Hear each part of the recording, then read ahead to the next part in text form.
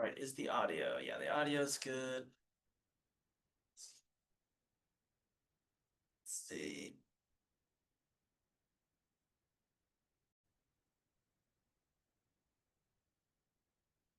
All right, so we want to finish off this measures of variation section. So we went through several really good examples on finding variance and standard deviation, and that's really kind of it's the main actor, the main scene of this section. However, now that this thing called standard deviation that gives us sort of, an idea of the spread of data, now that this exists, we want to look at basically some things we can do with this, some analysis we can do with it. So we're going to start looking at some analysis that we can do with these measures of variation. Because yeah, sorry. So now I'm remembering where I wanted to go with this. So again, really at the beginning of the lectures for measures of variation, that's one of the things I was talking about is, again, we want to suddenly have some sort of um, measurement that's precise about the spread of data, that tells us something about the spread of data. So we no longer wanted to just say it in general vagueness, basically. We needed some measurement, some piece of, not just piece of data, but some calculation on that data that would tell us the spread of the data. And so we got it. We got standard deviation. But again, the reason we wanted that is then we wanted to be able to say something about the data. We wanted to be able to say something about specifically the spread of the data, right? And so that's what we want to start looking at. And we'll continue looking at that actually a little bit later on in this, this book in this semester. But that's what we want to start looking at. So the last, I'll say like literally three things in this section are about that. So now that we have standard deviation as a measurement of the spread of data, what can we say about the spread of data using the standard deviation? So I'm actually I'm gonna reference some problems. So I'm gonna use exercises like I've been using, but this time I'm not gonna turn this on just because we don't have some big data sets you'll see we're not gonna build tables. So we just don't basically need the visual for it. So I'm gonna read them off to you guys, kind of as I'm looking at them, and then we'll work on the problem. So like I said, there's three types of problems in this section then where we use standard deviation to analyze, something about the spread of the data, right?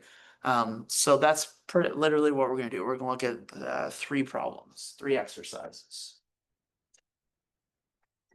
All right. So the first one will require less introduction. But let me direct you guys to, let's see.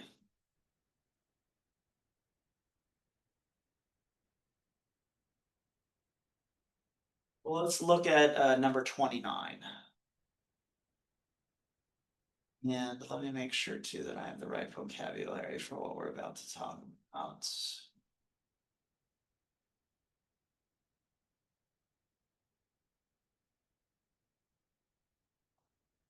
Steve. So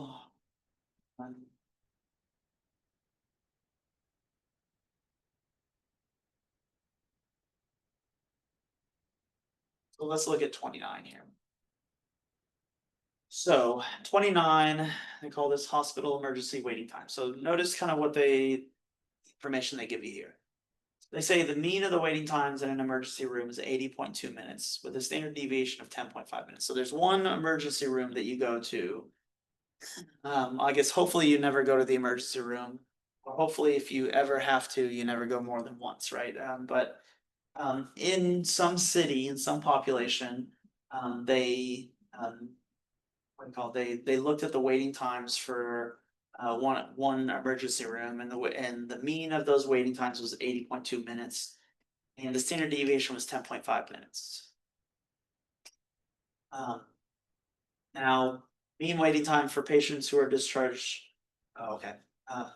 So in that same waiting room, then they're saying the mean waiting time for patients who are discharged after receiving treatment is 120.6 minutes with a standard deviation of 18.3 minutes.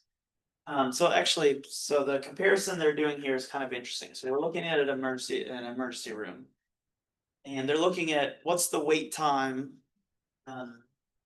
on the front end when you get in, because we know for emergency rooms, you usually have to wait. But then also, what's the wait time sort of on the back end? So let's say once you do get taken in for treatment, how, on average, how long do you stay in there? And then what's the variation on that? So this problem gives you both. It says the mean of the wait times is the wait times in the emergency room on the front end is 80.2 minutes with a standard deviation of 10.5. The mean wait time for patients who are discharged after receiving treatment is 120.6 minutes. Well, like with a standard deviation of 18.3 minutes. So these are people who've received treatment and then they dumped you back out into that little waiting room to basically be discharged, right? I think that's what they mean here, but you guys get the idea. So they ask this question, which times are more variable? So the idea is they're trying to say, again, so standard deviation is a measure of how spread out the data is. So in some sense, that's really what they're trying to say is which one of these sets of data and therefore situations we're looking at is more, does your wait times tend to spread out or vary more, right? Because again, that's the whole point of measuring having a measurement like standard deviation is now we can quantify. Now we can say, here is the spread of, in this case, my wait times, right? So I have wait times on the front end, wait times on the back end. Question is, which ones are more variable? Which ones are spread out more? Now, looking at the data, so again, so let me write this data down, or write the information they're giving us down. So,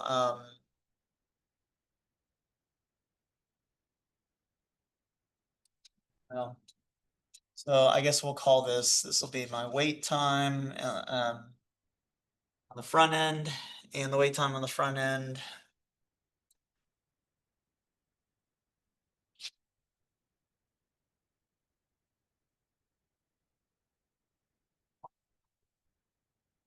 Has a mean of 80.2 minutes and a standard deviation of 10.5 minutes. Actually, I guess what this is a population. They usually use this symbol for standard deviation. So mean of 80.2 minutes, standard deviation of 10.5 minutes. And then for my discharge times, so this is number 29. We're still in section 3.2.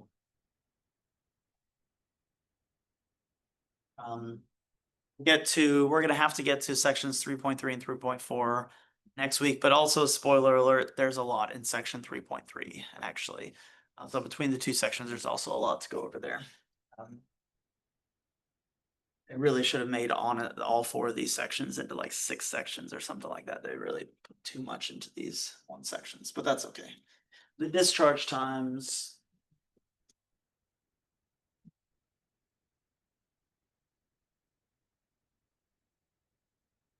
The mean is 120.6 minutes. And the standard deviation is 18.3 minutes.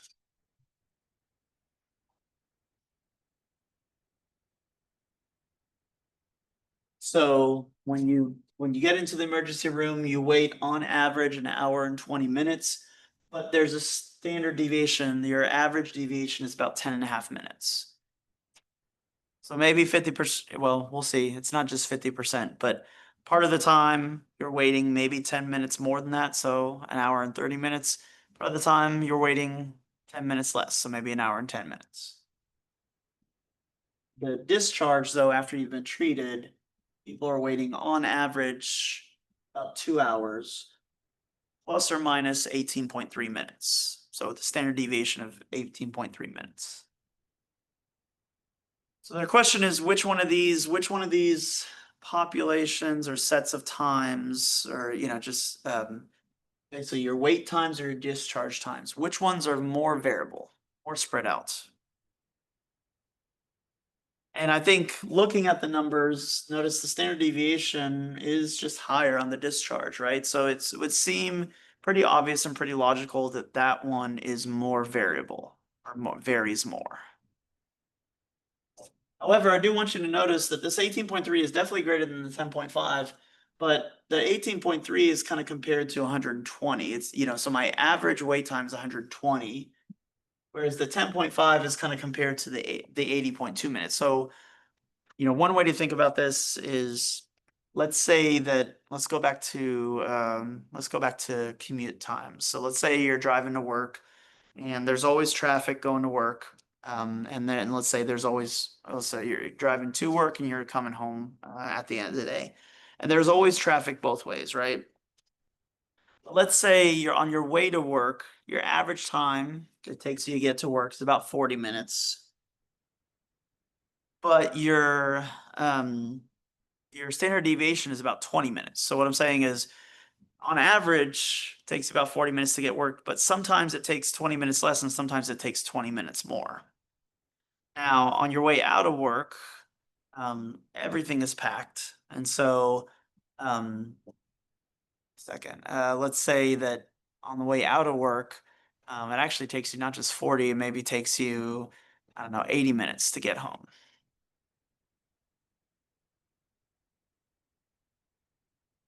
Yeah, I'm just trying to give some numbers that will, but let's say your standard deviation is also 20 minutes on the way home. So on average, it takes you 80 minutes to get home, which sucks.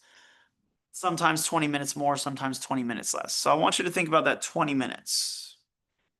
That 20 minutes standard deviation, either getting to work or getting home from work. Is that 20-minute standard deviation, does it matter more in the morning when your average is 40, or does it matter more? Does it feel longer? I guess so maybe a better way is, does it feel longer in the morning when your what do you call it? Your average time is 40 minutes, or in the evening when your average time is 80 minutes? Good. So notice that it seems pretty obvious actually that 20 minutes that 20 minutes basically sucks more in the morning. So like if you're telling me I'm expecting to get there in 40 minutes, but sometimes it takes me an hour, that's a lot worse than, well, I expected it to take an hour and 20 minutes and it took an hour and 40 minutes, right? So notice the same variation, the same standard deviation, but that standard deviation feels worse when my mean is lower, or basically, or even more than the mean is lower. It feels worse when it's a larger chunk of what my average time normally is, basically. So if you think about that 20 minutes out of 40 minutes is 50%. That's a huge, like, I was gonna get there in 40 minutes and now it's gonna take me 50% longer, right? That feels worse. That's much more horrible than 20 out of 80. So 20 minutes out of the 80 minutes at the end of the day is 25, is one quarter, 25%, which is still bad, but it's not as bad. It doesn't feel as bad. An hour and 40 minutes versus an hour and 20 minutes doesn't feel as bad as 60 minutes versus 40 minutes, right? So that the reason that's happening for us, the reason it feels worse in the morning is because 20 minutes is a larger chunk of the 40 minutes than 20 minutes is of the 80 minutes. So when you're thinking about which one of these is more variable, you can't just compare the standard deviations, because we also gotta, we basically, like, we can't just look at these and say which one is higher, because what also matters is our expectations. What also matters is how big is each of these standard deviations compared to the time that on average that I wait. So basically we need to get a ratio going. So kind of like I was just talking about, 20 minutes out of 40 minutes. So that's a ratio. That's a comparison. That's standard deviation divided by the mean. So I need to compare. In the morning, I compare 20 minutes to 40 minutes, 20 divided by 40, and that gives me 50%. In the evening, I compare 20 minutes to 80 minutes. That's 25%. And whichever one is a bigger percentage, that's actually my bigger variation. Because what we're saying is the swing in this case, times, the swing in times it has a greater percentage my morning commute than my afternoon, my night commute, or my evening commute. Um, so when they ask this question, which one is more variable, it's not just which standard deviation is bigger, it's which comparison of the standard deviation to the mean is bigger. Now there's a word they use for that comparison. So they call this the coefficient of variation. The coefficient of variation, you take your standard deviation and you divide it by your mean. We're going to do that for each of these. But this is just, I will say this is just a fancy word for basically trying to figure out what percentage is the standard deviation of the mean. Because whichever one of these is a greater percentage, that's gonna feel like a much bigger swing, a much more variable swing in time, or it's gonna feel like your wait times are dispersed more, or spread out more. I don't know. So I feel like I keep saying the same thing, hoping that something sticks, because I feel like it's not sticking. But I think you guys kind of get the idea there. So we need the percentage. We need standard deviation divided by mean, and so we can figure out what percentage of the mean the standard deviation is. Whichever one of these has the higher percentage, that's the one that's more variable.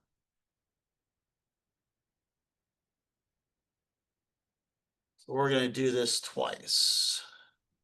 And so that's what I'd like you guys to do then. So you're going to figure out what percentage is standard deviation of the mean. So you're going to do standard deviation divided by mean, and then I want you to turn that into a percentage. You'll get a decimal out of that, and you just need to turn it into a percentage. Not only do you guys know how to do that from previous classes, but we did a little bit of that work in one of the modules at the beginning of the semester.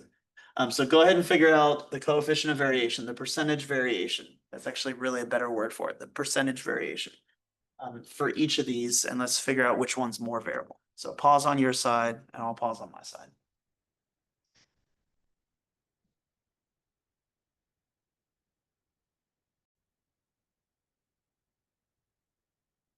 All right, let's see what we get. So on this first one, on your wait times when you come in, average wait time at 80 minutes, but it could be plus or minus 10.5. So let's figure out 10.5 divided by 80.2. Oh, come on. Give me a decimal. All right. So this is 10.5 divided by 80.2. And when I divide that out, it didn't say anything about rounding here, but just whatever rounding you do, make it consistent between both of these. What I see here is this is roughly about 13%. So it comes out to about 0.1309, which is about 13%. So your average wait time here, the variation in your average, sorry, not just the average wait time, the variation in your wait time is about 13%. So when you come in, your wait time could be on average about 13% longer or 13% shorter, but it could be 13% longer. So let's do the same thing with this, 18.3 divided by 120.6. That still might be larger.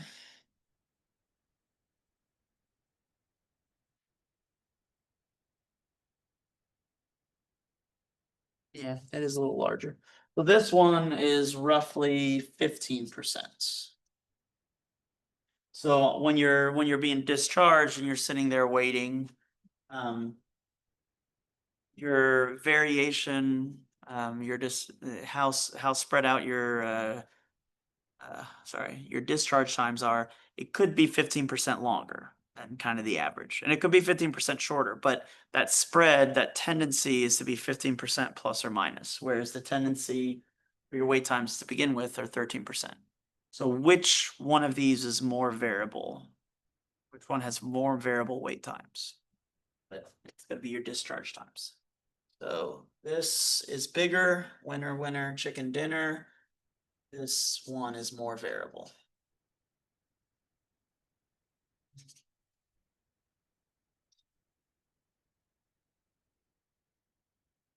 So, like I said, now we have a standard deviation. Now we can actually do, we can do what we want to do with it, which is we want to analyze the spread in the data.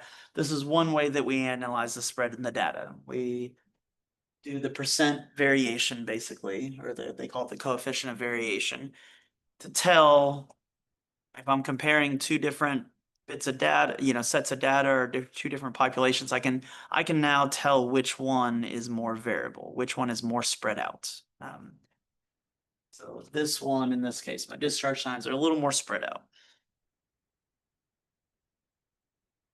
So you're getting discharged from this hospital. Hopefully you win and it's 15% shorter, right?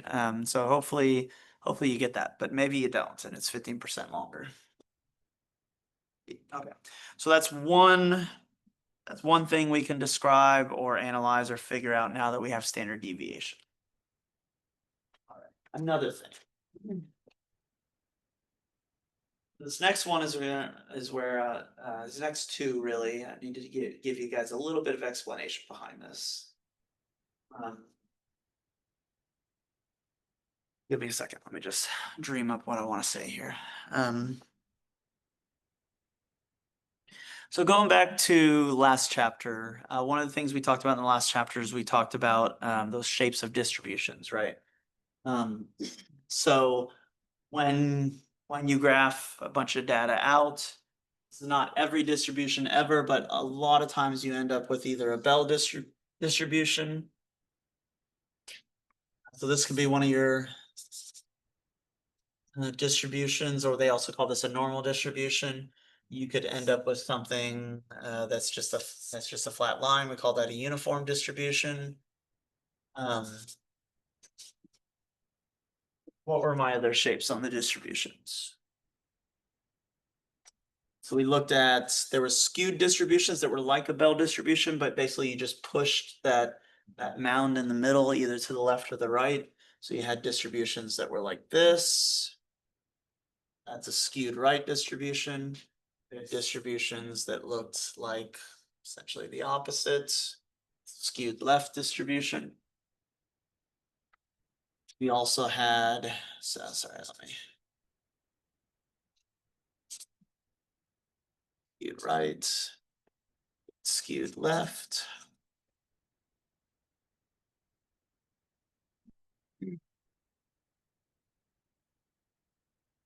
We had J distributions. That was the other one. So J distributions were like skewed right and skewed left distribution, except for they didn't have this little hump. Basically, they didn't have a hill. So skewed J distributions would either just go all the way up on the left or all the way up on the right. So maybe something like this. Or maybe something like this. I think this was a left J, was a right J, something like that.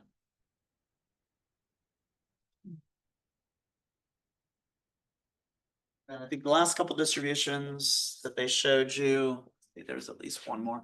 Well, there was a bimodal distribution, which would be two of these humps, basically. So there was something like this.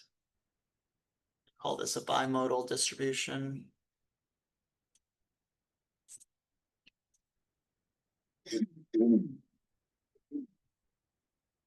Oh, yes.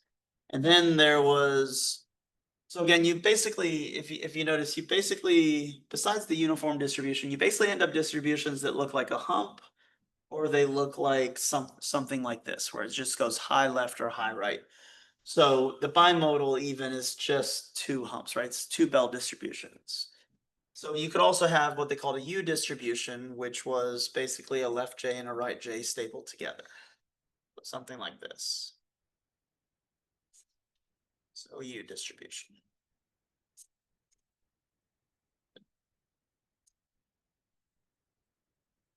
So these were some shapes that we see a lot, almost every time. You'll see one of these distributions when you graph out data, which again is kind of crazy that you got all these different sources of data that we get, right? All these contextually, like completely different sources of data. We have all these different ways to collect data. So we get all these different pots of data. But when you graph them out, you don't get a million different look like pictures, basically. You tend to get these 8 pictures. Only, so only 8, which is weird. So, so there's something up with the universe, something weird about the universe that we tend to get finite. What we say is a finite, so like just a certain number of pictures of plays out of this, rather than just you would expect things to just be infinite all the time, right? An infinite number of possibilities.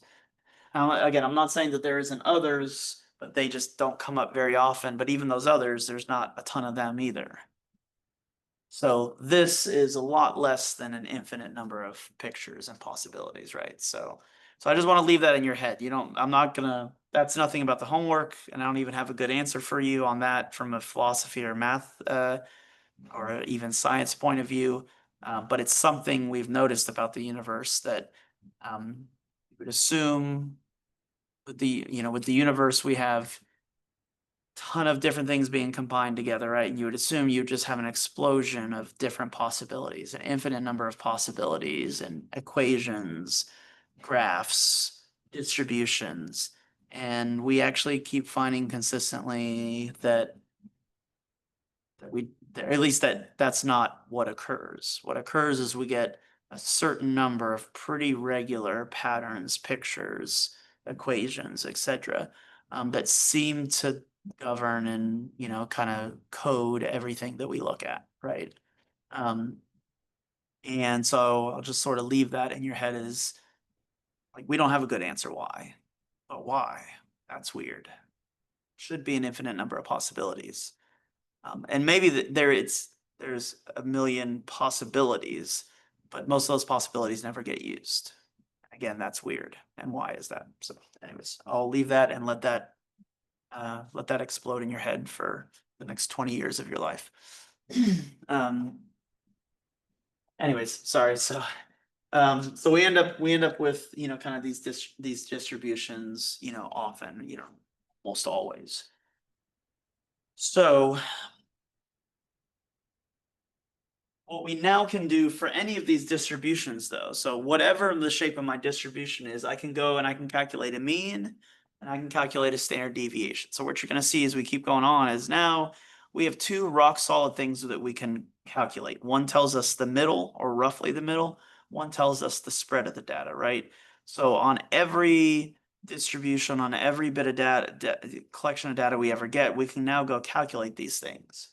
So every one of these distributions is going to have a mean. And it's going to have, some point that looks roughly like the middle. Here, let me erase that better. And then we're going to have kind of a mean. And we're going to have this standard deviation. So again, the standard deviation gives you kind of a spread from the middle, right? So I'm going to imagine it this way. So this is one standard deviation below the mean. This is one standard deviation above the mean. The thing is, again, every one of these distributions that we get, you can make those same calculations. So every one of these is going to have a mean. Won't necessarily be in the same place. And every one of these is going to have a standard deviation above and below.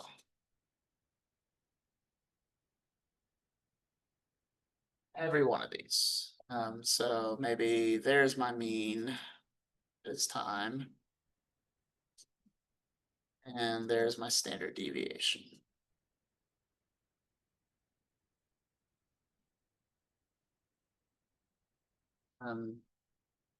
Etc. Let me a second to use that one. So the standard deviation would probably be larger on these than it is on. Yeah, it's definitely going to be larger on these than it is on those, but that's okay.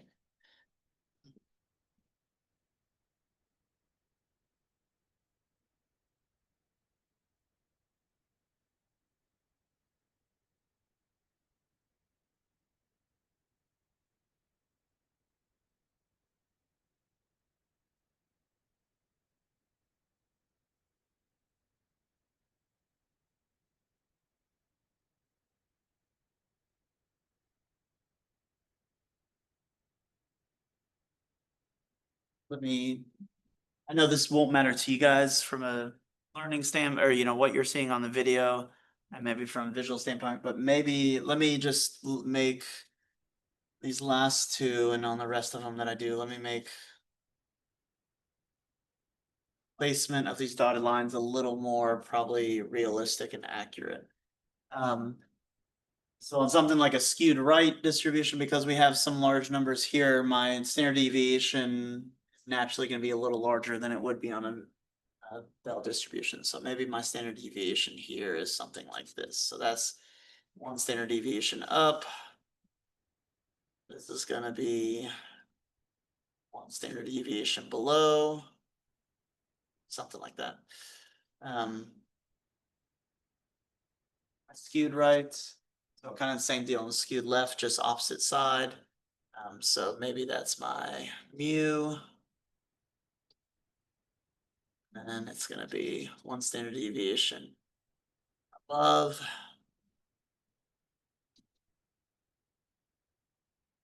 One standard deviation below.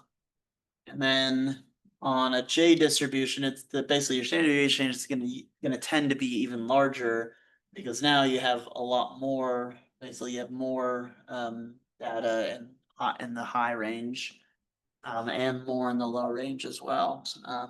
So here, standard deviation is probably going to look something like this. It's going to cover roughly like that, a little farther. That'll be one standard deviation above and below. Same kind of thing here.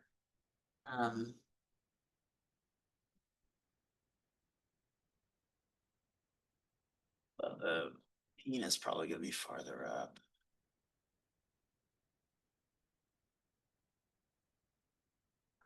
That I'm not worried about being inaccurate on much.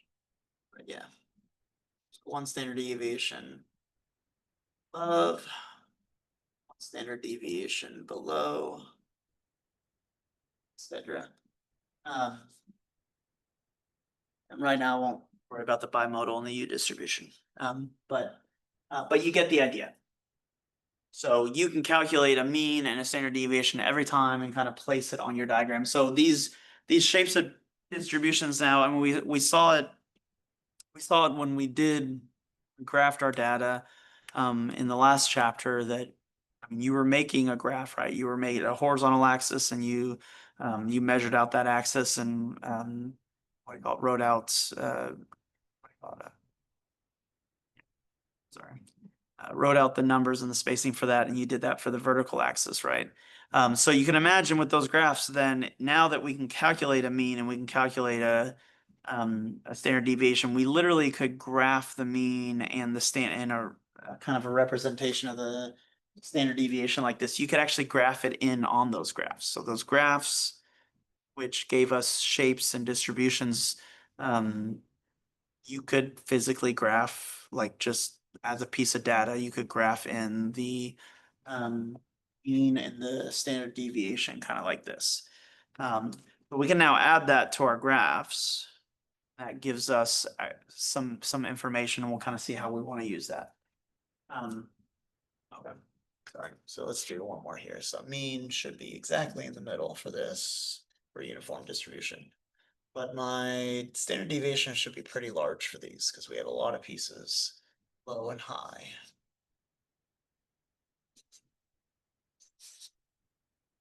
So it's something like that. All right. So any of these graphs, any of these shapes and distributions of data, any data that I have, I can now, basically from chapter 2, I can graph it out. And also I can find a mean, and now from this chapter, I can find a standard deviation. So I can graph it out, and I can put a mean and a standard deviation on that graph. So they talk about something. This is where, let me move the camera.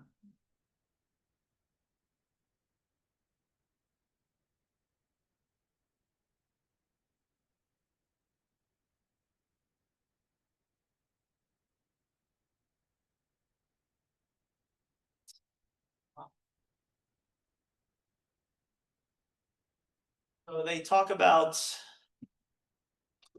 something in this section, called Chebyshev's theorem.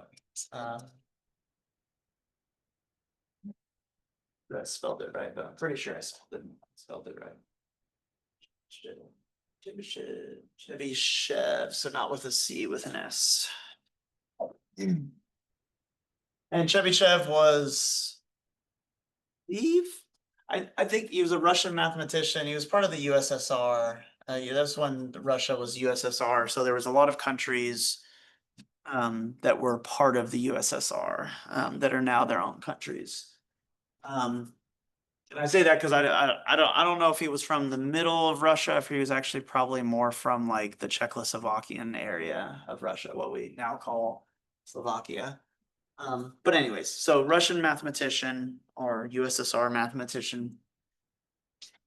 And what he did is he looked at all of these these distributions that we kind of know about, and maybe even some that we could dream up that we don't see very often. But he kind of looked at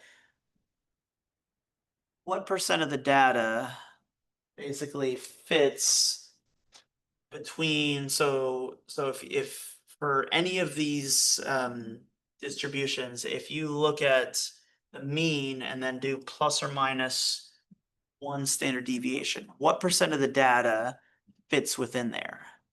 So it's kind of an interesting kind of question and thing, just not just question, but like idea that he was kind of chasing down, right?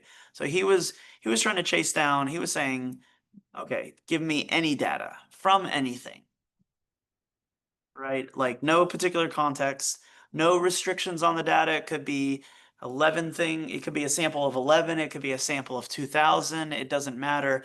He was saying, give me any data, and he wanted to see if there was some sort of pattern or rule, or just the pattern is the better word there, for what percent of data fits basically from one standard deviation below, one standard deviation above your mean. I think it's an interesting question because if I was thinking about this as just a mathematician, as a scientist, I think my first instinct would be, well, there can't be a pattern to that, right? Because there's so many different sources of data. There's so many, we could be talking about economics, we could be testing things about psychology, we could be looking at screws made in a plant, right? I mean, just like completely disparate different things, different parts of life, different constructs, it's like physical parts of life versus stuff in the mind, right?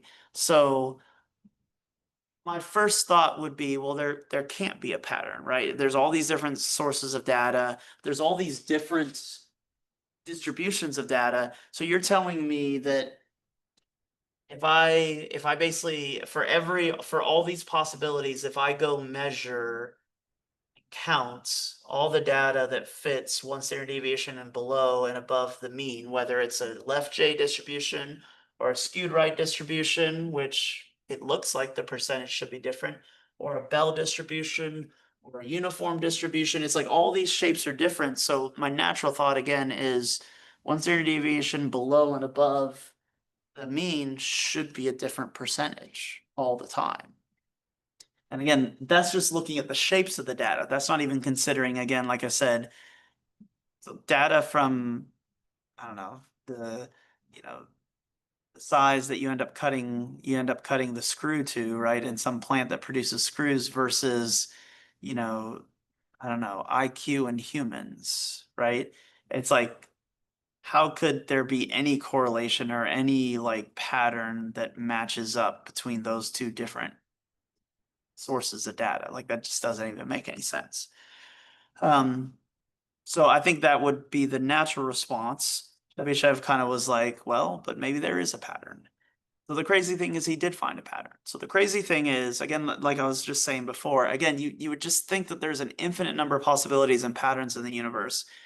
And I will say that while there may be an infinite number of combinations, we keep finding that there's not an infinite number of patterns that seem to govern what's going on in the universe. And again, not even just physical, not even just the physical construct of the universe. But yeah, you would just keep thinking that there's no way there's a pattern that fits all these different shapes and possibilities and sources of data. And he did find one. So it's pretty crazy.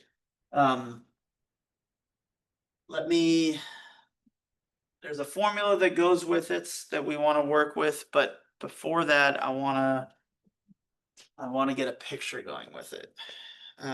So what he figured out is that, so again, what he figured out works on any distribution, any source of data.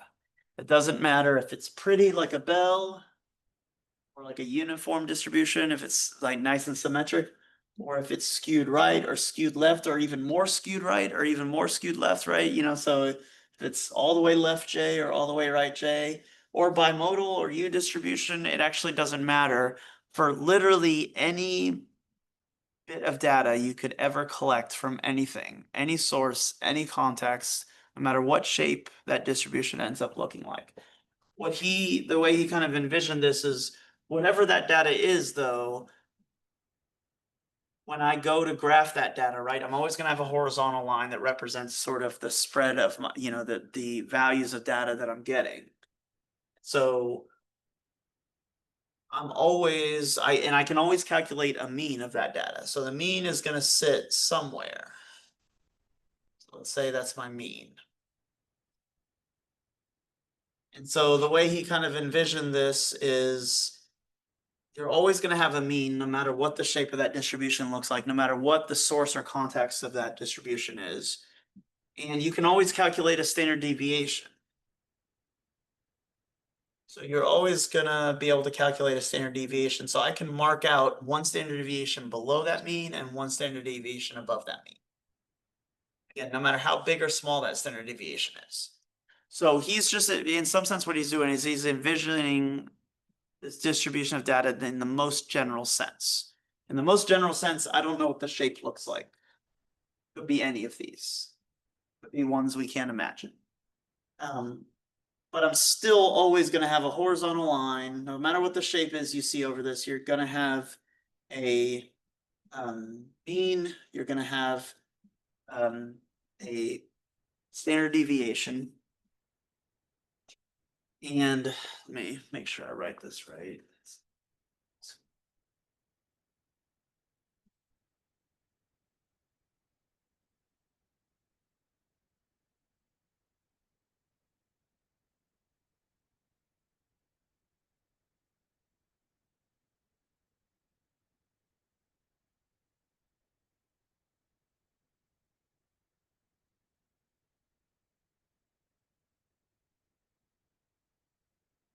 So what he found, again, let me just.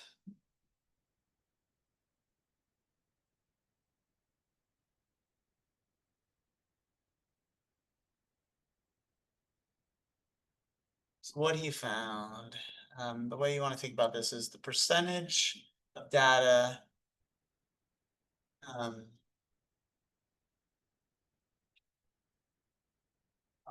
Sorry guys.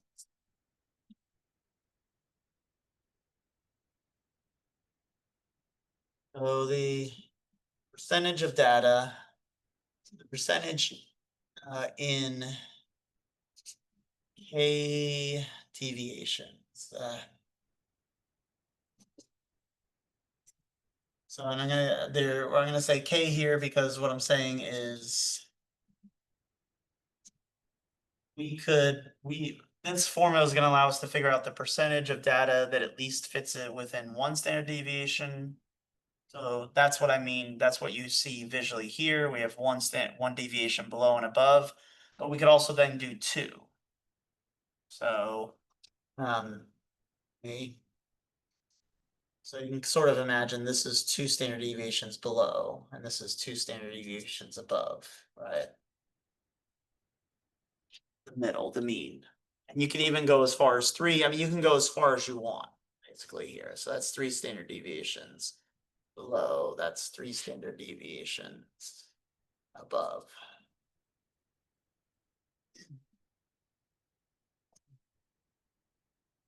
So again, what he's saying is irrespective of what the shape of that distribution is, irrespective of where that data came from and what its purpose is. the percent that's gonna be within either one standard deviation, so my K is one there, or two standard deviations, or three standard deviations, or whatever. Is always gonna be, um.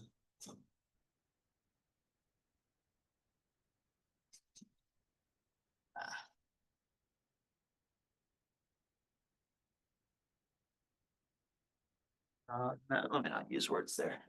It's always gonna be greater than or equal to 1 minus 1 over K squared. And the surprising thing too for me about this is that not only did he come up with a pattern, he did find a pattern, but besides maybe trying to memorize this, it's really kind of a simple equation. It's not even a complicated equation. This isn't even the quadratic formula, right? Like this isn't in anything terribly complicated. So basically, the percentage, so no matter where the data comes from and what the distribution looks like, what we can say is the percentage of data that's within, say, one standard, I think this has to be at least two. Sorry. So we'll see why, but the percentage of data that's within one standard deviation or two standard deviations is always going to be at least or greater than or equal to. It's going to be at least whatever you get when you do 1 minus 1 over K squared. So for instance, let's see why this doesn't work for a K of 1. So let's list out some of the results you're going to get here out first. Well, okay. One standard deviation. So that's when my K is 1. So what you're going to do for that is you're going to plug in a 1 for your K. And what is 1 over 1 squared?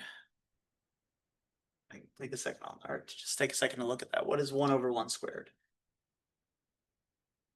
That's 1. Gives me 0. So what they're saying is at least something greater than 0% of your data. So yeah, so this is why his formula doesn't work for a K of 1, is you get this sort of odd, obvious number. You know, yes, at least 0% of our data should be between one standard deviation above and below, right? So Chebyshev's theorem really only applies. We're going to start with the second standard deviation. So the idea is basically, again, irrespective of where that data comes from, what the shape is, we want to figure out a base percentage that fits within two standard deviations below or above data. So I'll put negatives on this so we kind of know that that's below. So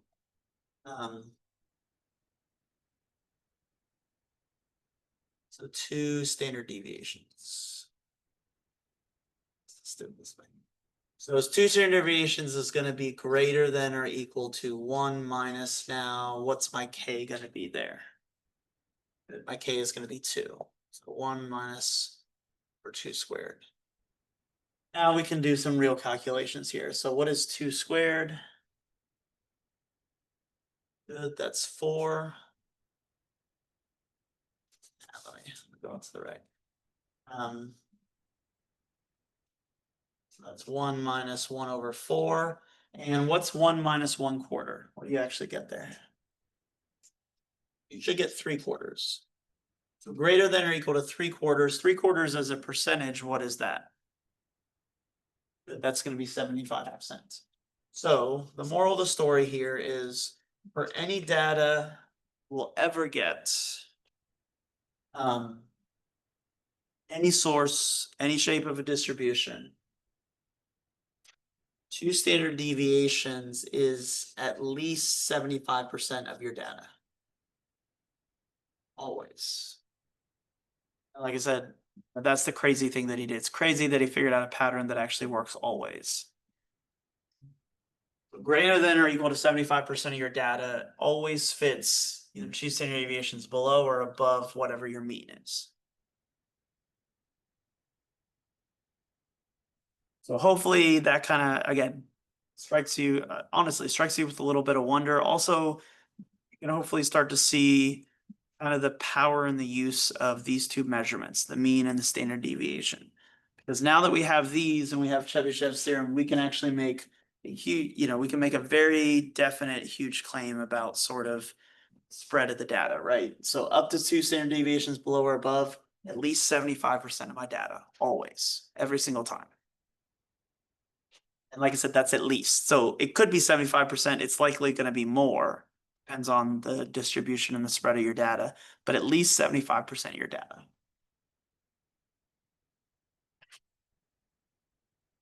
So I think this is a better way to picture it. So those 2 standard deviations is at least 75%. So what I'd like you guys to do is figure out 3 standard deviations. So at least what percent of your data is going to be 3 standard deviations away from, or is going to be 3 standard deviations above or below your mean. And like, so now instead of a k of 2, what's your k going to be? That you're going to plug into this formula. So 3 standard deviations, that means that's going to be 3 for k. So plug that in and see if you can figure out that percentage. Go ahead and pause on your side. I'll pause on mine.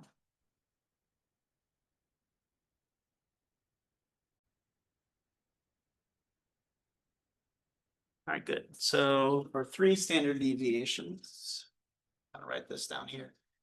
3 standard deviations. It's going to have to be greater than or equal to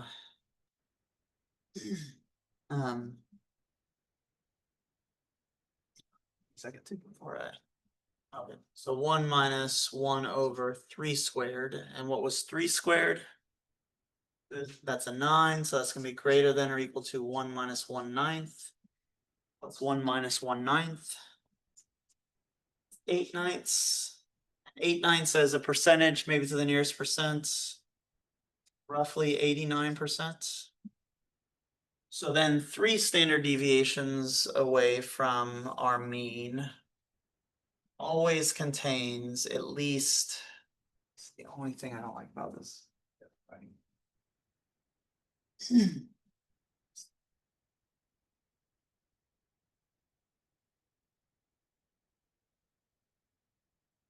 Always contains at least 89%. So greater than or equal to 89% of your data.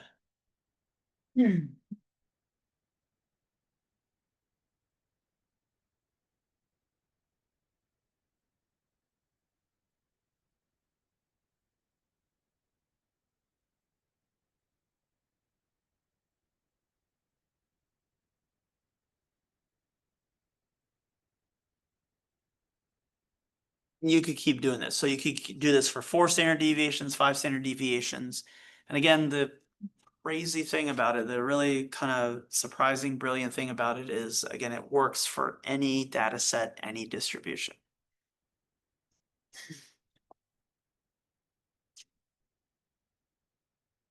So for instance, one of the problems that you guys have, one of the problems that you're going to see,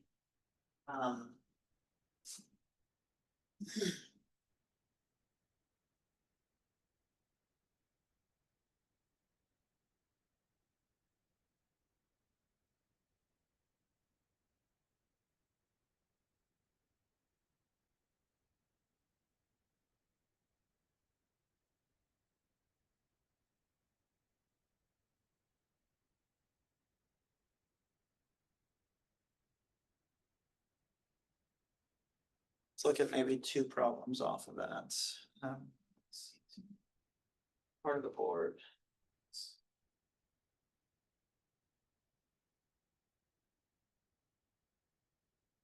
Erase some of this, we'll write it up over here.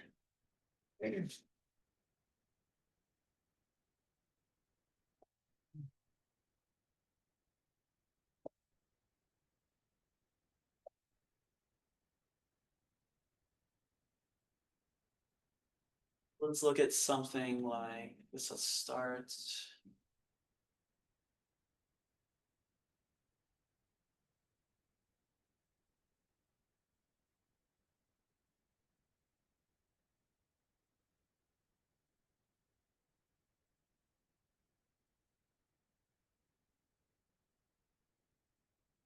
started with something like 35. So take a look at 35 and the exercises for this section. And 35 says Americans spend an average of 3 hours per day online. The standard deviation is 32 minutes. Find the range in which at least 88.89%. That's 8/9, by the way, is just extended the decimal out there on their rounding. So find the range in which at least 88.89% of the data will lie. It's Chebyshev's theorem.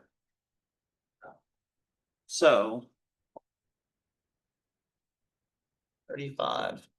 So you can kind of imagine this, and honestly, not only can you imagine this, I would actually highly encourage you to kind of, just like I've done over here, draw out a number line and start plotting out, it doesn't have to be crazy accurate, but just plot out what they're giving you so you can kind of in your mind visually port it over to this picture we have of Chebyshev's theorem. So they're saying the average person, I assume this, yeah, the Americans, the average person in the US spends 3 hours a day online. So that is my mean. It says the standard deviation is 32 minutes.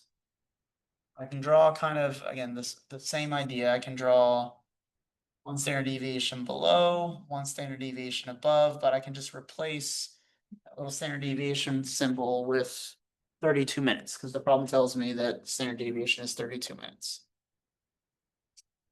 So then so people on average spend about 3 hours, one standard deviation below or above, so plus or minus 32 minutes. Now they want to know basically 89% of people, what range of online time do they fall into? So notice again that the 89%, what they're trying to do is hint at you that that's my 3 standard deviations. So 89% for any set of data, doesn't matter. I know nothing else about it, but except for the mean and standard deviation, then I know that 89% of my data at least falls 3 standard deviations below or 3 standard deviations above. So what I'm going to do to figure out my range is I'm literally going to draw 3 standard deviations below and 3 standard deviations above, because I know that 89% of my data, at least 89% of my data is gonna fall 3 standard deviations below or above. And notice that, again, I didn't have to make too many marks, any accurate marks on this number line or anything like that. But notice that then you can figure out the range they're looking for. So they're looking for the left end and the right end of this. So how would we figure out how far left? Or how would we figure out this left end? Good, we could start at the 3 hours and we could subtract 32 minutes 3 times and voila. You have the left end. So let's do that. I'm gonna subtract 32 minutes 3 times from 3 hours away. You don't even have to pause, I won't pause. Just take a second and do that and let's see what we get.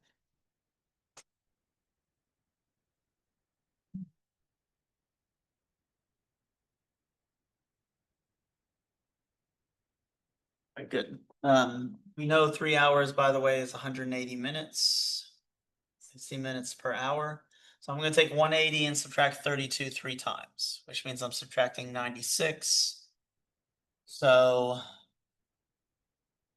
let me just mark it out this way. So I'm going to subtract 96 from that.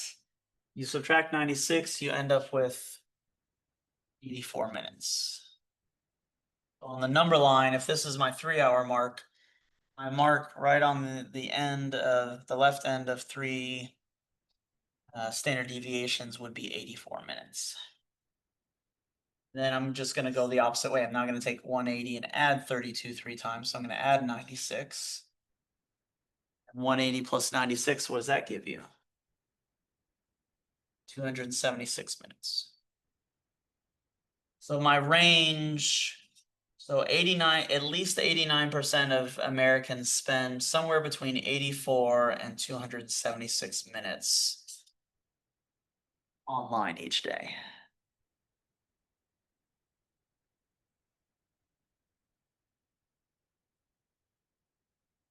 Somewhere between what?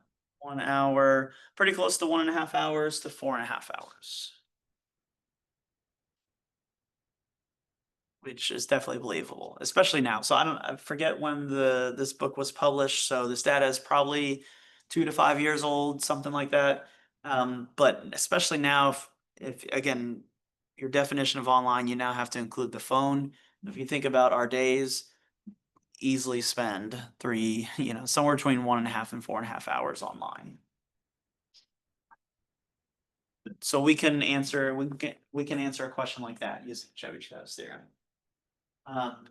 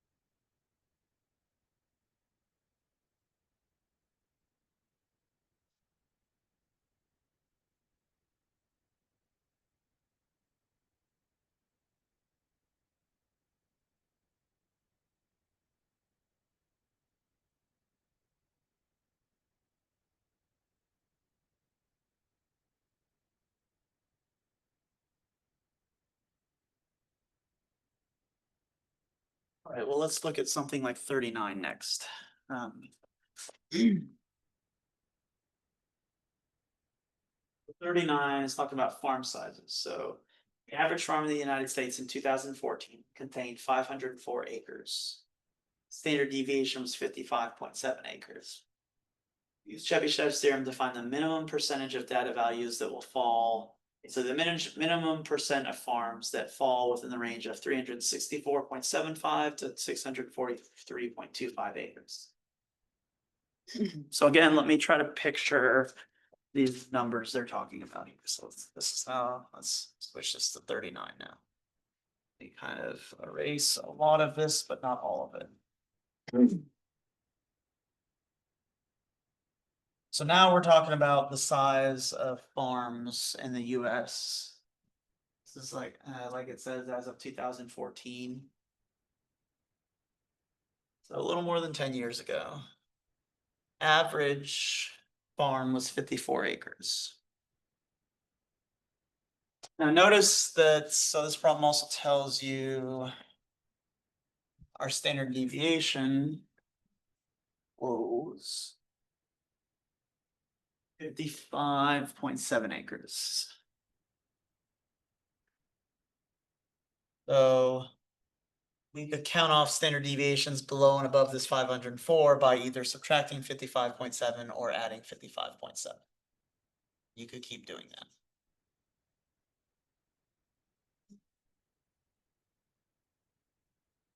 Etc.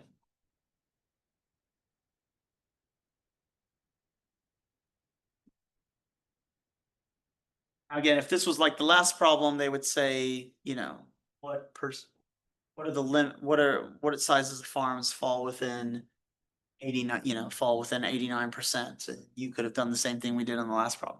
Notice the information, not just the information they give you, but what they're asking for. What the information is the same. They give you a mean and a standard deviation, but they're asking for you for something slightly different. This time, they don't give you a percentage. So that's actually, this time they actually want you to calculate the percentage. So they want you to find, so this time they're not going to give you 89% and say find left and right. This time they're going to give you left and right and say find the percent. So this time they give you, my range is 364.75 on the low end. So what I'm going to do here really quick is it's 364.75. I don't know how many standard deviations that is below. So right now I just want to make it as a random mark. I don't know if it's 3 below. So let me erase these standard deviation marks just for the moment. I'm gonna keep these up here though, so I know my standard deviation is 55.7, 55.7, etc.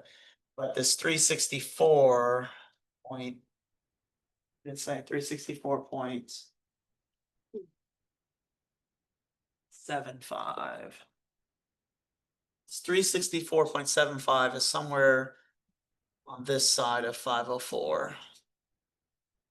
And then the 643.25 somewhere above that 504.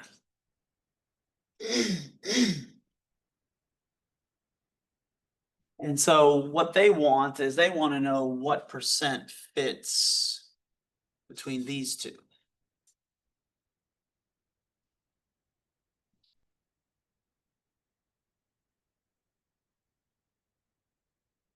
So how do we get there?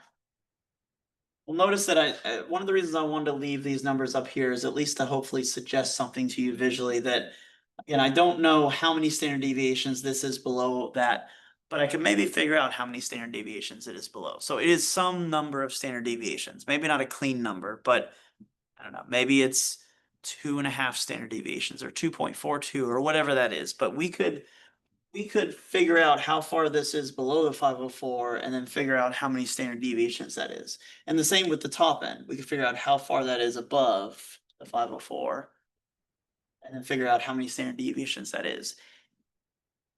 So at least again, I wanted to leave this up here as just, it's suggesting that you can do, it's kind of suggestive that you can do that. If we could figure out how many standard deviations these numbers are above and below, the nice thing then is we can use Chebyshev's formula, because the k here doesn't have to be a whole number. So we can plug in whatever we get, however many standard deviations numbers are above and below the 504, we can plug that in here and then go run this work and figure out approximately what percentage that is. So that ends up being how we get through this problem. So the first thing is we got to figure out how many standard deviations it is. It's probably not 1, it's probably not 2, it's probably not 3, it's not a nice whole number. But still figure out how many it is. So let's do that. How would we do that? We need to figure out first how far this 364.75 is below the 504. So how would you do that? Just physically, what would you need to do calculation-wise for that? Good, you would subtract. So again, I said it a couple times so far, you're gonna keep seeing anytime you need to find the distance between two things, and not just statistics, but mathematics, you subtract. So I'm gonna take 504, subtracts 364.75.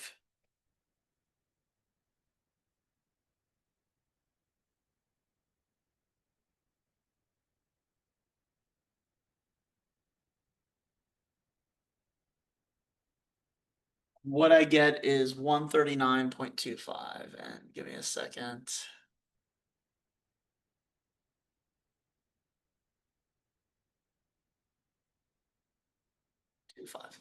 The distance there is 139.25. And you would be surprised if we do the same thing on top, if we subtract, we're also gonna get the same thing. So the distance between the left and the middle and the right and the middle is the same. It's 139.25. Now, how could we figure out how many standard deviations that is?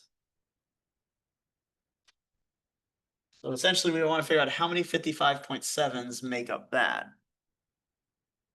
So that math operation is going to be division. So literally what we're doing here is we know the space is 139.25. I'm going to divide it by 55.7 so I can just count how many of those standard deviations that is. So we're going to take 139.25 and divide it by 55.7.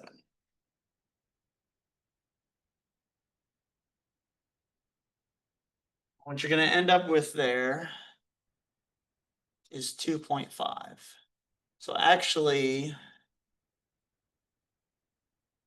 which and we're gonna use it. We're gonna write it as a fraction when we use the formula, but this is actually exactly negative 2.5 standard deviations below. It's 2.5 standard deviations below and above the middle.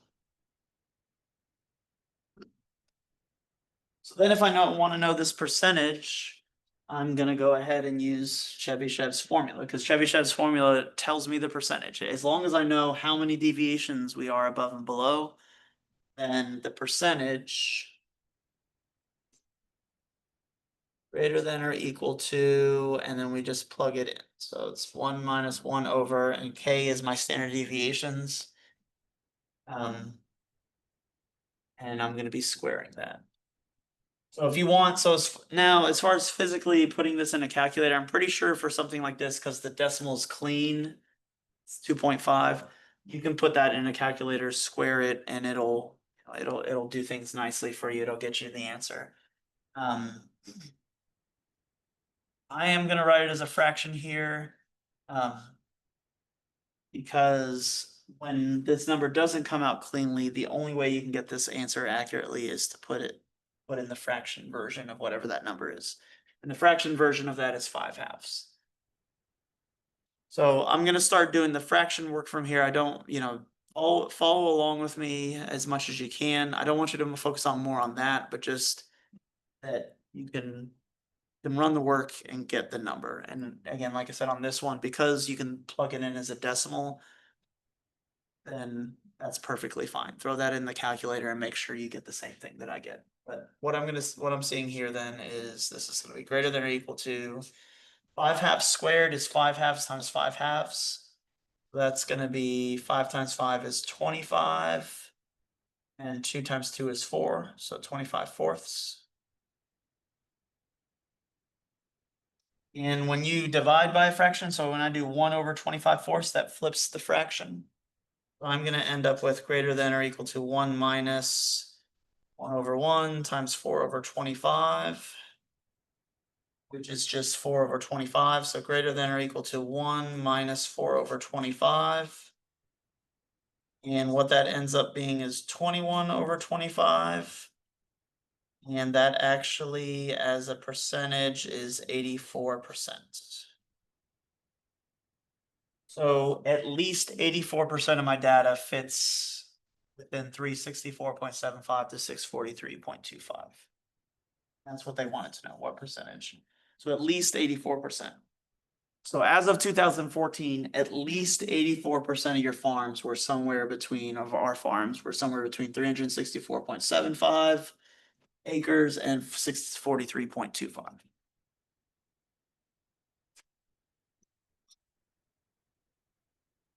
So again, just knowing two things, mean and standard deviation, not knowing the shape of the distribution, not caring where the data comes from and why it's there. We can make some pretty, I think, awesome, pretty exact claims about the data that must have given us that.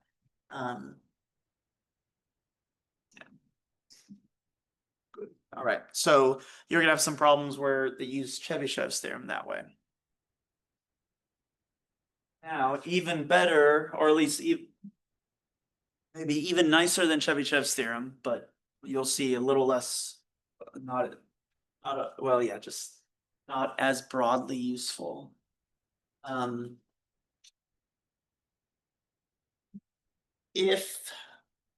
going back to this diagram, if we're considering now not any distribution you ever could have, but specifically a Bell distribution. So let's say I am looking not at, so I'm looking at data that fits a Bell distribution. So not all data you could ever get, not all contexts, not all shapes, but specifically data that when you graph it out looks like this.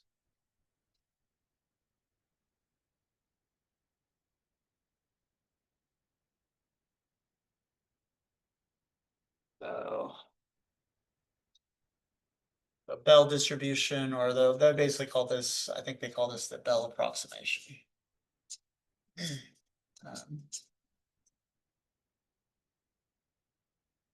If you know your data fits a Bell distribution, and I did talk about, so when we were talking about these shapes of distribution, I did tell you guys that you would, again, so it's already a surprise that there's not that many shapes of the distributions. And so you might think though, okay, once you're okay with the fact that there's 8 of them and probably not many more of them after that, then the next thing you might think is, okay, well, the distributions that I get from data sets, so it should come up pretty equally, right? I should get an equal number of Bell distributions, uniform distributions, skewed right, skewed left. When I'm looking at data from all these different, from economics, from sociology, from psychology, from finance, from chemistry, from physics, whatever. Um, you would, the initial thought, I think, for anything is they should be pretty equally represented, right?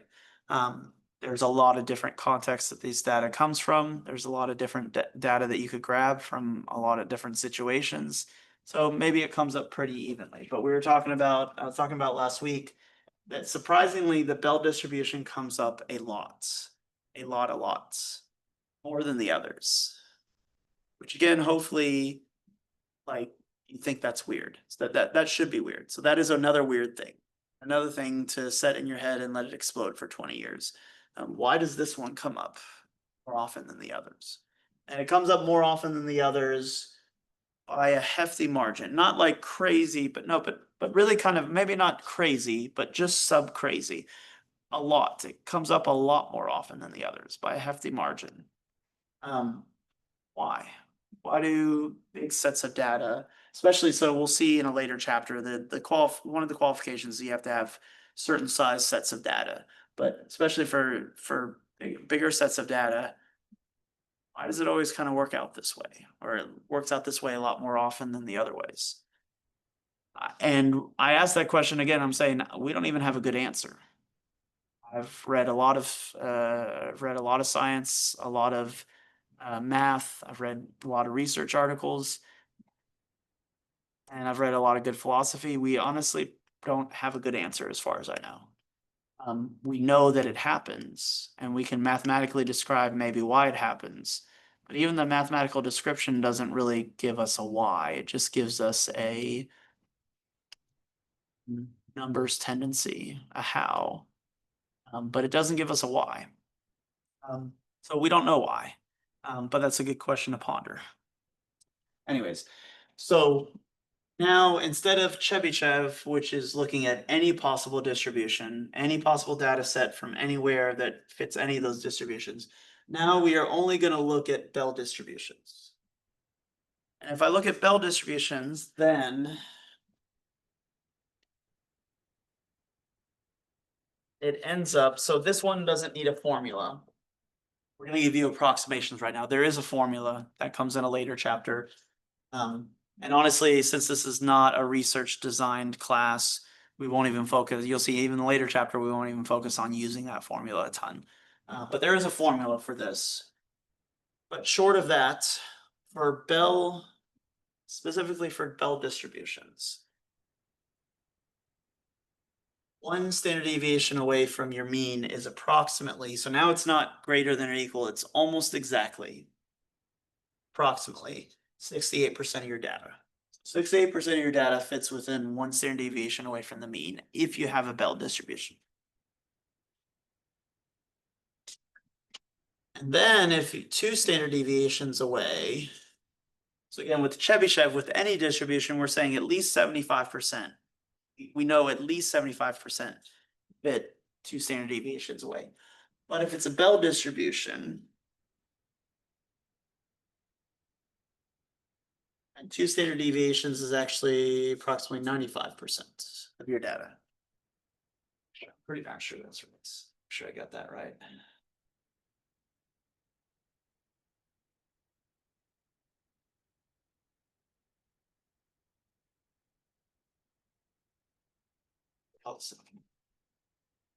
So it is 95%. I'm calling this the Bell approximation. They call this the empirical rule. So empirical rule or the normal rule, but I think I like this word better. Empirical rule. Part of where this came from is they saw this repeatedly when they did experiments, and empirical is another word for basically looking at data, taking data from a methodical controlled experiment. Anyways, so they call this the empirical rule. 95, so approximately 95% of your data is gonna fit It's gonna be within 2 standard deviations of your mean, as long as you have a Bell distribution.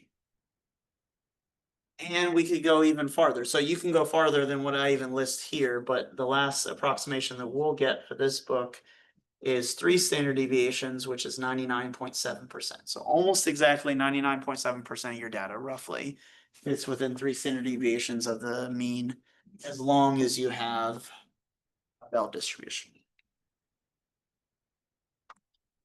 Again, start to just see, even before we do a problem with it. So the point is not the problems, the point is not the homework. Start to kind of just think about how freaking crazy useful now this mean and standard deviation is. Now it tells me on a Bell distribution, it tells me almost exact percentages on the data. It works, honestly, like I said, you get almost exactly these numbers every single time you look at any data that fits the Bell distribution, like clockwork. And again, why? I don't know. Is it crazy? Yes. Is it cool? It makes you kind of wonder what's going on with life? Yes. Why would it work that way? Why would it fit that way? Is it incredibly useful for calculations and analyzing data sets? Hella yes, like crazy useful. That's really where we want to get to with it.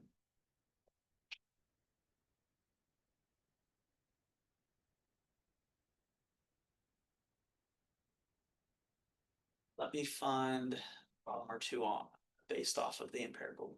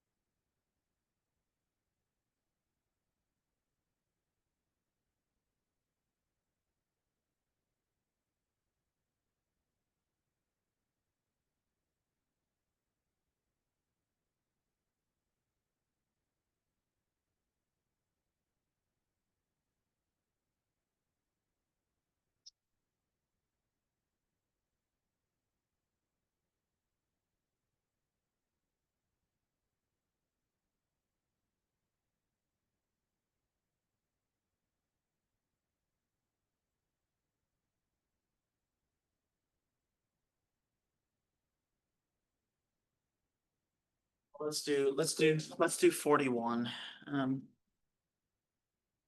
Just for my own self-interest, I wanted to look at the numbers on 42, but they didn't ask sort of the right kind of questions, so.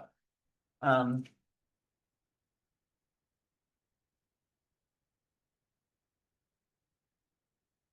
I will mention really quick, so 42, if you look at it really quick, that's the average full-time faculty member in a post-secondary, so basically college, post-secondary degree granting institution.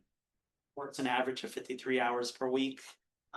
Yes, I can absolutely redouble that. And it's probably more, and honestly, since COVID, it's really actually gone up. I would say the average is probably more at 55 or 60 hours a week at this point.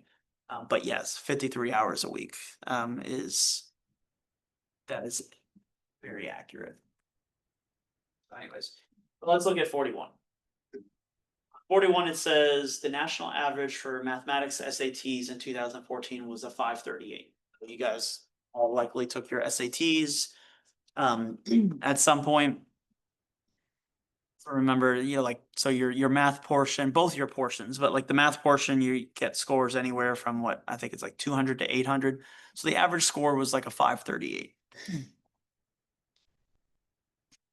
Suppose the distribution of scores was approximately bell-shaped and that the standard deviation was approximately 48.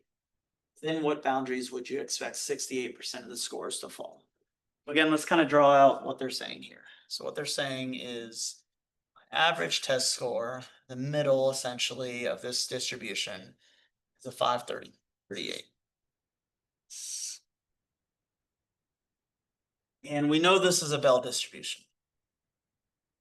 I would highly encourage you, there's nothing mathematically that says you have to draw this curve, by the way. but it helps you visually, I think, analyze what's going on in the problem. So I would highly encourage you guys, please actually draw these pictures. I'm not just drawing these for my own sake, or because this is the way I process it, or because I don't know, makes it more interesting to look at. I'm actually doing this. I'm trying to brainwash you guys and be very suggestive, basically. Um, I cannot overstate how much drawing the pictures will help you analyze and work through a lot of these problems we do going forward that involve mean and standard deviation. I literally cannot overstate it. It's going to help you a hell of a lot. Even if you're not a terribly visual person, your things we're doing, adding, subtracting the standard deviations, you physically see it with the picture. So literally by drawing the picture, you are helping your brain process through what you need to do in the problem. You can almost see what you need to do, never have to memorize how to do these problems. Anyway, I'm not just suggesting, I'm saying you really honestly should draw these pictures out. It'll really help you kind of surf through and do the problem. So. Okay, so notice this diagram though, I'm just mimicking what we see over here, what I drew over here. So the middle is 538. And I'm gonna draw in my standard, kind of my little intervals for standard deviations, left and right. So that'll be 1, that'll be 2, that'll be 3. This will be 1, this will be 2, this will be 3. The standard deviation is 48. A plus 48, minus 48. You can keep going.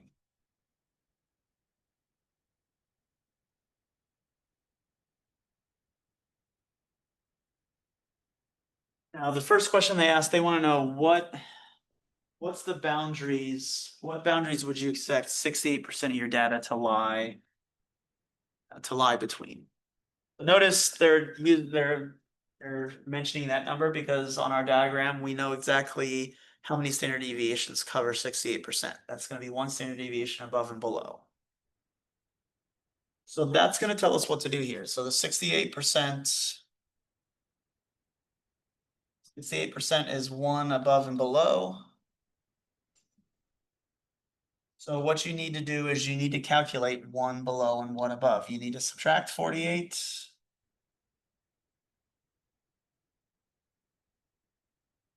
You need to add 48. And let's see what we get. And actually, again, won't even pause. That shouldn't take you much time. So just go ahead and do those calculations really quick. Let's see what we get.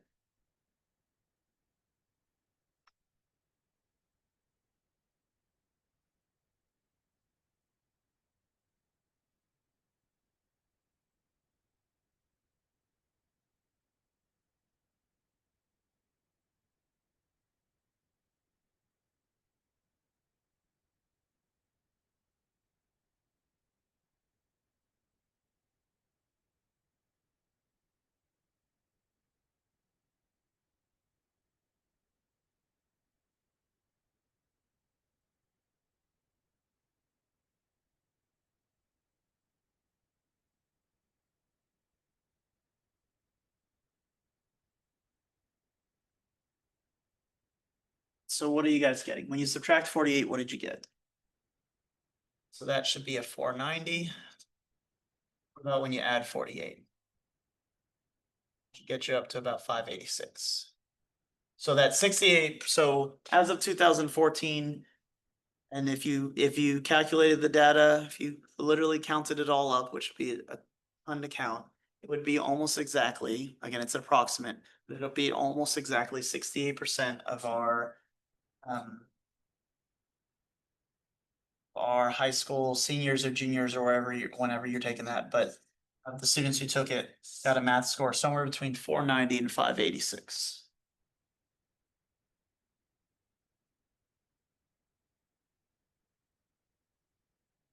Now this question also asks, 41 also has a second question. They didn't label it A and B, but I'll go ahead and label it A and B. So the second part, they said what percentage of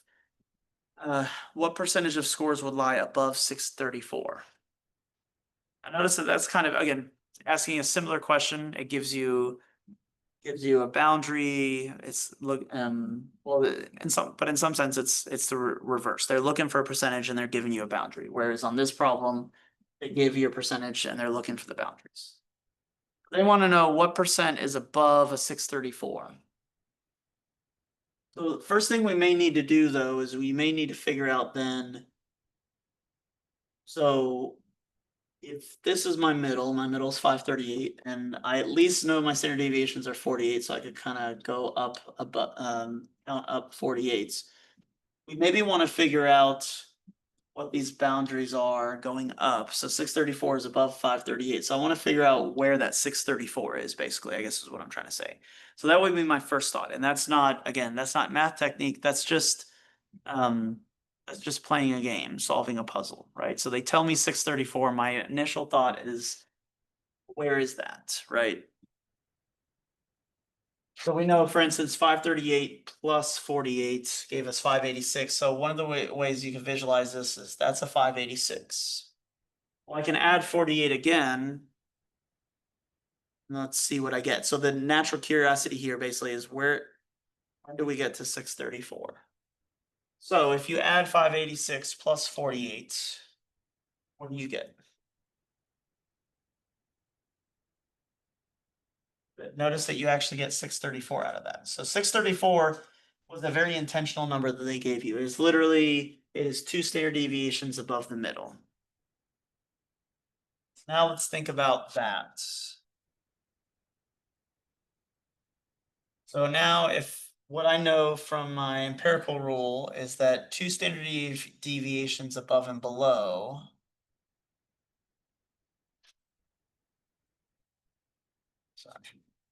two standard deviations above and below, the data that's inside that 2 standard deviations above and below, how much is that?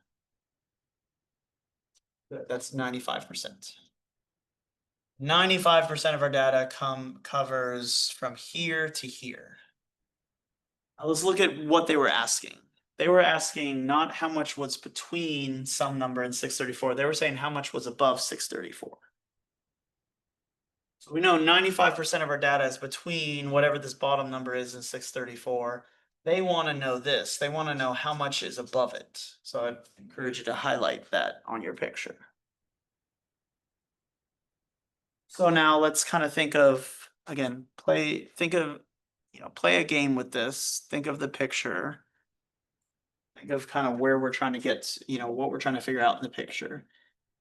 How could we, so the one hiccup I'd say in part B is we know the percentages within and it's for some reason asking us above, right? So it's not, what it's asking doesn't jive with the purpose of these percentages that we know. But visually, you can actually figure out what they're looking for because they want to know how much is above this. So notice that if I'm saying 95% is between these two, what percentage does that mean is above or is below or above those boundaries?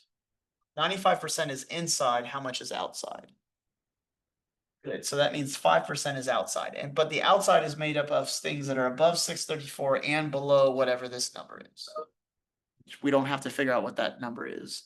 So you don't have to worry about that. I will, just because I'm a puzzle solver and I need things to sort of be complete in my mind. So really quick, I'm just going to subtract 48 twice from this. So give me a second.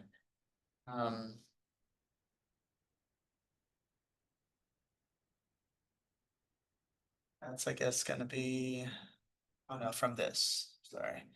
96 from that. 532. So it's going to be 442. So you don't actually need it for this problem, but just for completeness, for my sake, what I'm saying is I know 95% of my scores are between 442 and 634, which means 5% are either above or below it.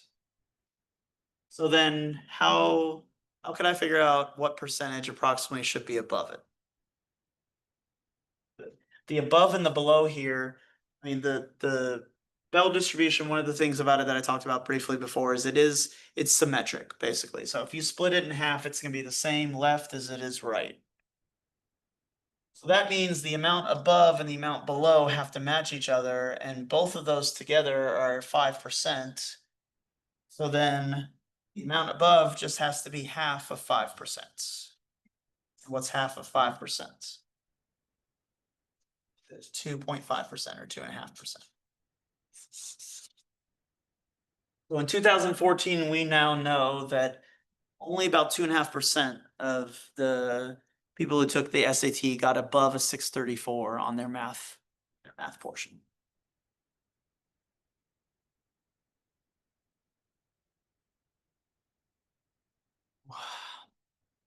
Math portion on the SATs was my saving grace. I didn't do bad on the writing, the writing/English portion. But what do you call it? But I knew that wasn't, that's not my strong suit.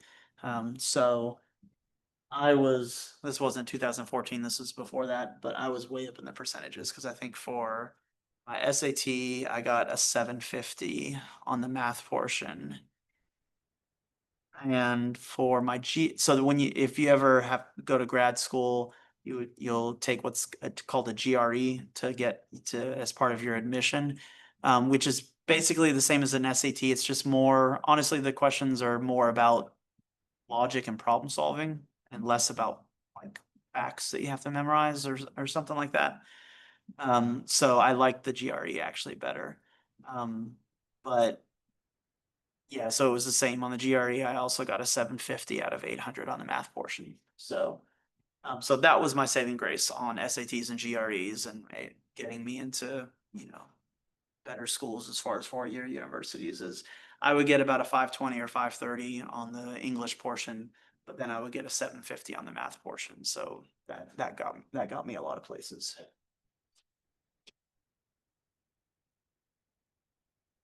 All right, good.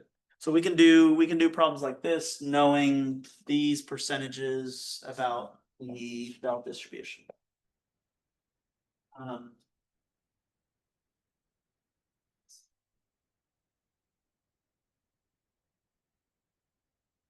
and honestly, that actually kind of pretty much covers everything y'all are going to see in this 3.2 homework. So go ahead and knock that out. And I'll send you guys a message. Well, yeah, just go ahead and knock that out, and I'll send a message along about 3.3 and 3.4. So you guys know for this my fall 2025 16-week online what do you call it? Statistics class. We got behind a week with this 3.2, and then I thought I was going to have enough time to do 3.3 and 3.4 videos this week, but that's not going to happen. So I'll send you guys a message about how we're going to have to push back the schedule. We don't really have any room in the schedule, but I'm going to figure out something. So I'll send you guys a message about how we're going to do that, and you'll see it reflected in the due dates. Um, so, but yeah, so I'll send you guys a message. So for this weekend, just worry about 3.2. That'll be enough. There's kind of like I was saying, there's enough in this section anyways. Let me just have you guys focus on 3.2 for this weekend. Next week, we're gonna have to do both 3.3 and 3.4. And then, so that means our test is gonna be a week later than or initially thinking.